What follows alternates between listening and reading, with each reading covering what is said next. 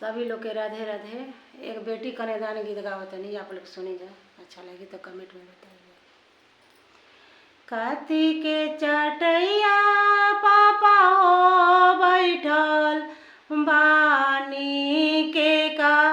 हरा की बैठवले बानी के का हरा की बैठवले बानी कथी के करजवा पापा हो बनवले बानी के का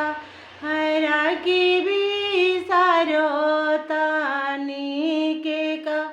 हरा की बिसारोत बानी कुश के चटैया बेटी हो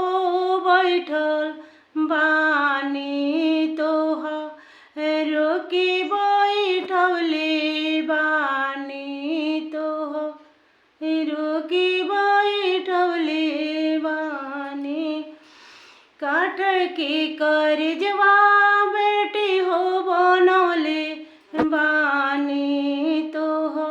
रोकी बिसारोत बानी तोहा पता लग करजवा बेटी हो बनवले बानी तोहा रोकी बिसारोत बानी के कर हथवा पापा हो धैले बाड़ो के कर हाथवा धरवले बाड़ो के कर हाथवा धरवले बाड़ो के कर हथवा पापा हो छोड़ावत बाड़ो के तू बिसारत बाड़ो के का रकी बिसारत बाड़ो दूल्हा जी के हथवा बेटी हो धैले बानी तोहर हाथवा धरवले बानी तोहर कौन दूल्हा के हथवा बेटी हो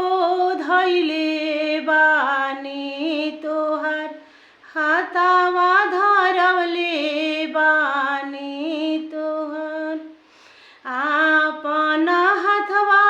बेटी हो छोड़वले बानी तोहा हरा की बिसारो तानी तोहा आपन हथवा